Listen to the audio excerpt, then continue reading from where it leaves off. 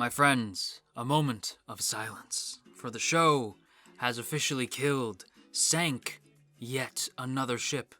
Rip in pieces, Illpyo, for you have officially made it more of a brother dynamic thing and outright said so, which now means that the ship is dead. And definitely people will absolutely not ship it anymore because you said that they're brothers. That's definitely not going to be a thing that's going to happen. That would be silly. I also just had a cherry Halls, so I'm feeling very good right now. Also, Halls, if you want to sponsor your boy, this isn't a sponsor, but if you want to sponsor your boy, it's super appreciated. Anyway, hello everybody.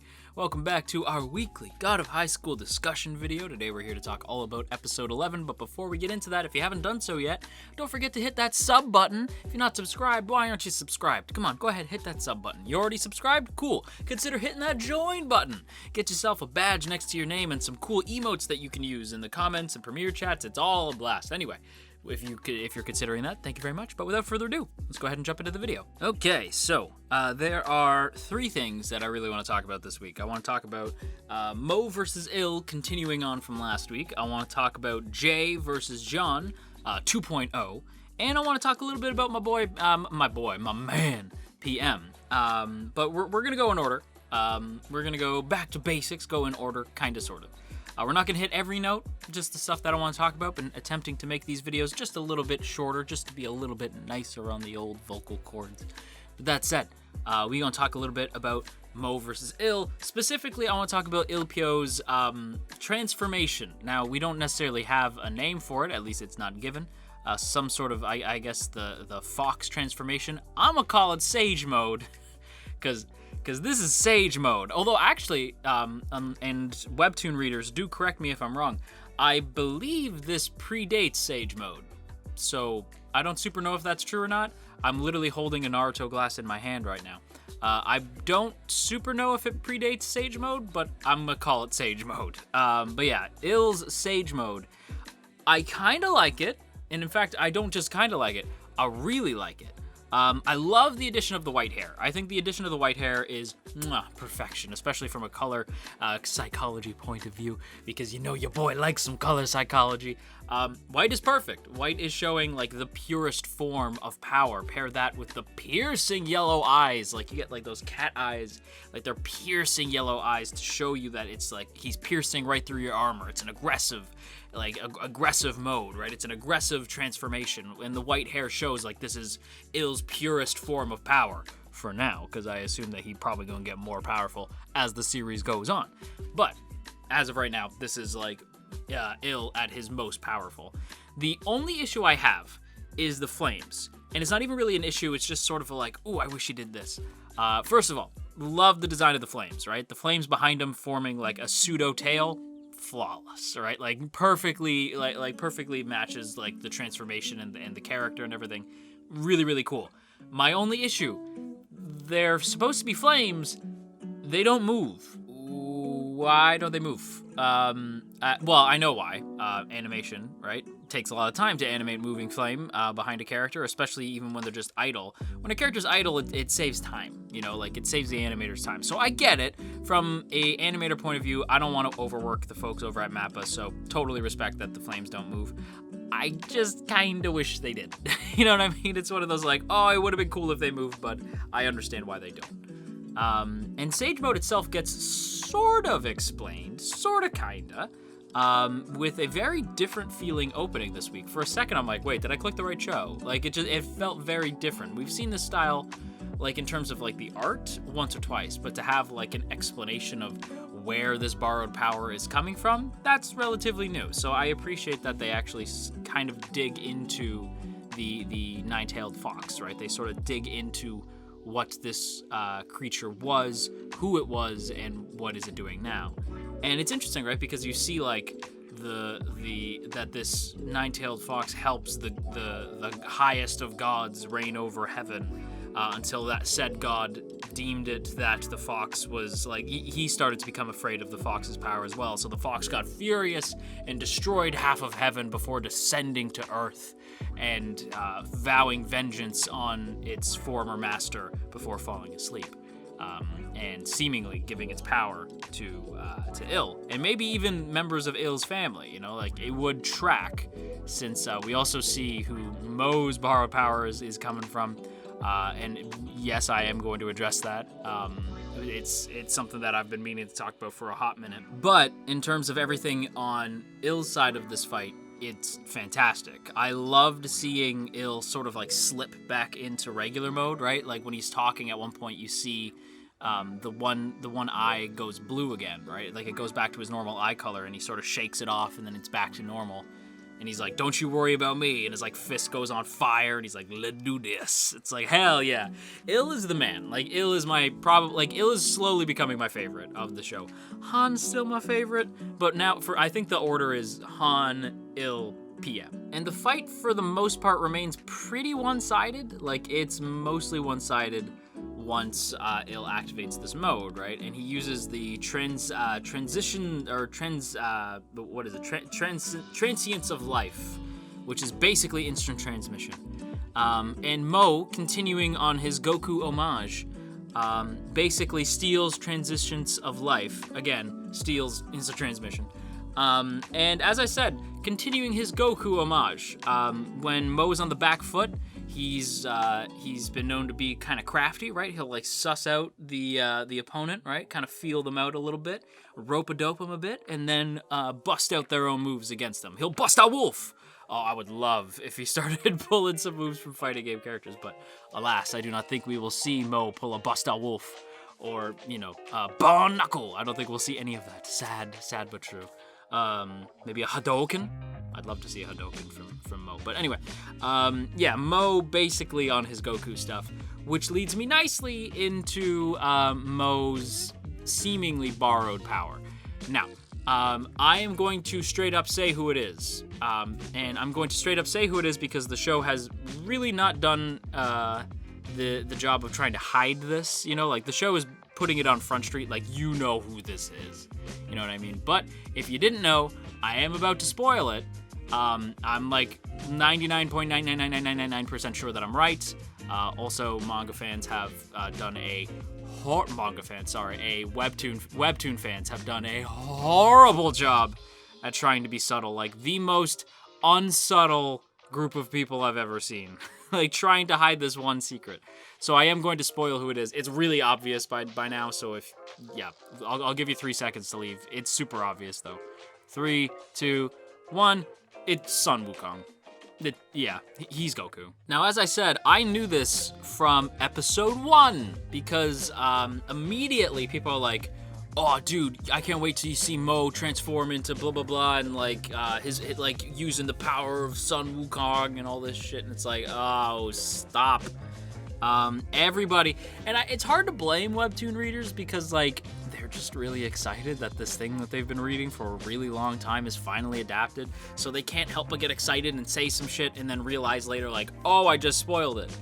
So I get it, but what really bugged me was the people who were trying to be subtle and were about as subtle as a kabuki mime theater.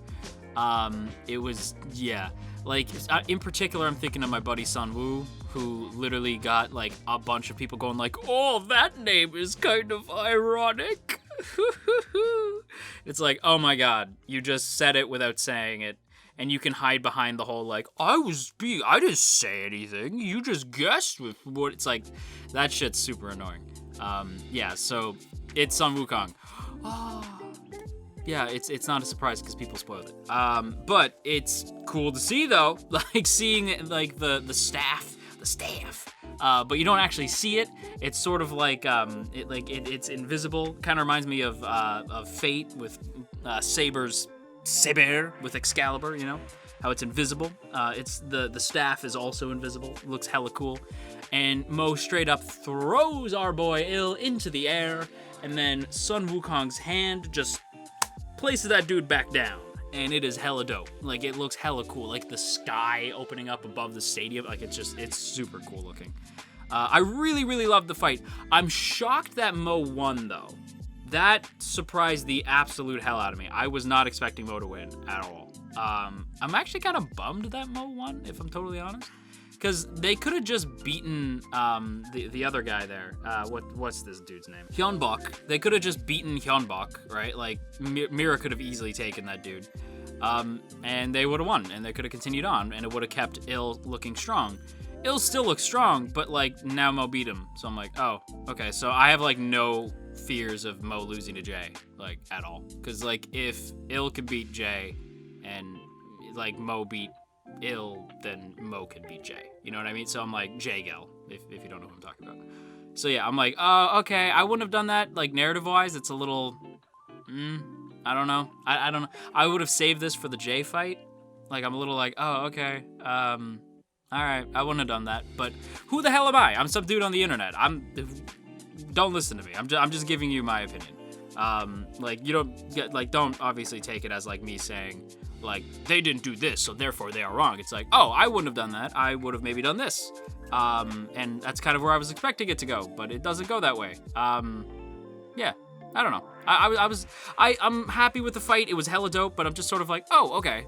That's not where I thought you were going. Next up, we gotta talk about Jay. Jay and John 2.0, right? Like, this was weird. It was Jay showing up at the hospital. Now J-Gel, as a villain, is fantastic, right? Like, he's super, like, you just want to see this dude get punched in the friggin' face. He's just such an asshole. So when Jay shows up in the hospital looking for Ill, I'm like, oh, what are we gonna get? And he stumbles across Jean, who during the fight between Mo and Ill, we noticed he was like doing weird shit. Like he was like having a fit in his hospital bed, and it's like, what the hell? First of all, I thought that dude was dead. But yeah, he's like half mutated now. Like when Jay finds him, and even Jay's like, what the hell is this? Like, what the hell is this? Like, it must have been from the fight with the key. And I'm like, I don't know what's happening, but at least Jay kind of knows. This is weird. Like he basically becomes anime Carnage. And I'm not against it. It's hella cool, and the fight is fun, but I'm just like, all right, I don't know why that happened. I assume that Park will explain in later episodes, but as of right now, I'm like, that was weird. I hope that gets explained, because I don't know what the hell just happened. And of course, the fight breaks into Ill's hospital room, because of course it does. And exactly what you think is about to happen happens, because of course it does. And it kills because this just followed a nice scene between Mo and Ill, where they're just being cute and adorable and shit, and then they have to throw in that, like, Illpyo Oni-san. It's like, no, you are not Oni-san. No. I recognize that the council has made a decision. Given that it's a stupid-ass decision, I have elected to ignore it, but fine. You sank my ship. You sank my battleship. That's fine. Whatever. But that said, I still like their dynamic anyway. It's fun. But yeah,